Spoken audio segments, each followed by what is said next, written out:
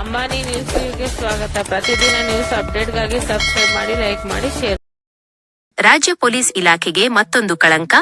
Viral ಆಯ್ತು DGP Ramachandra Rao ಅವರ ಕಾಮಕಾಂಡದ video. ಅಸಲಿ ಕಹಾನಿ ಏನು? ಹೌದು ವೀಕ್ಷಕರೇ, ಕರ್ನಾಟಕ ಪೊಲೀಸ್ ಇಲಾಖೆಯಲ್ಲಿ ಅಲ್ಲೋಲ ಕಲ್ಲೋಲ ಸೃಷ್ಟಿಯಾಗಿದೆ.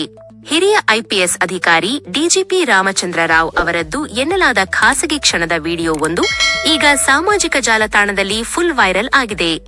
ಕೇವಲ ವಿಡಿಯೋ ಅಷ್ಟೇ ಅಲ್ಲ, ಈ ಪ್ರಕರಣಕ್ಕೂ ಹಾಗೂ ಹಿಂದೆ ರಾಜ್ಯವನ್ನೇ ಬೆಚ್ಚಿ ಬೀಳಿಸಿದ್ದ ಗೋಲ್ಡ್ ಸ್ಮಗ್ಲಿಂಗ್ ಕೇಸ್ಗೂ ಲಿಂಕ್ ಇದೆ ಎಂದು ವಿಡಿಯೋದಲ್ಲಿ ಗಂಭೀರ ಆರೋಪ ಮಾಡಲಾಗಿದೆ. ಅಧಿಕಾರಿಯೊಬ್ಬರು ತಮ್ಮ ಅಧಿಕಾರ ದುರ್ಬಳಕೆ ಮಾಡಿಕೊಂಡು ಮಹಿಳಾ ಸಿಬ್ಬಂದಿಗಳ ಮೇಲೆ ದೌರ್ಜನ್ಯ ಎಸಗುತ್ತಿದ್ದಾರೆ ಎಂಬ ಮಾತುಗಳು ಕೇಳಿಬರುತ್ತಿವೆ.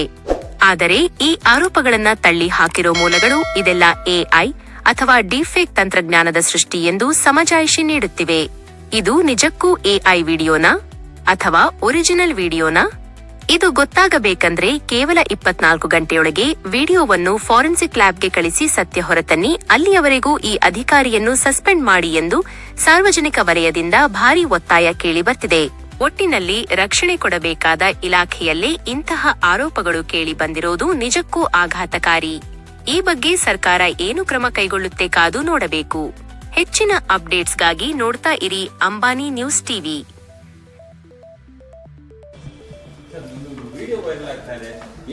ಅದೇ ನಮಗೆ ಗೊತ್ತಿಲ್ಲ, ಇದೆಲ್ಲ ಸುಳ್ಳು. ಅವ್ರು ಯಾರಂತಾನೂ ನಮ್ಗೆ ಗೊತ್ತಿಲ್ಲ. ಸುಮ್ಮನೆ ಬೇಕಂತ ಹೇಳಿ ನಮಗೆ ನಮ್ಮ ವಿರೋಧಿಗಳು ಯಾರೋ ಮಾಡಿರ್ಬೋದು ಅಂತ ಅನಿಸ್ತದೆ. ಯಾವಾಗಿಂದು ನಿಮ್ಮ ಗಮನಕ್ಕೆ ಯಾವಾಗ ಬಂದು ಸರ್ ಇದು?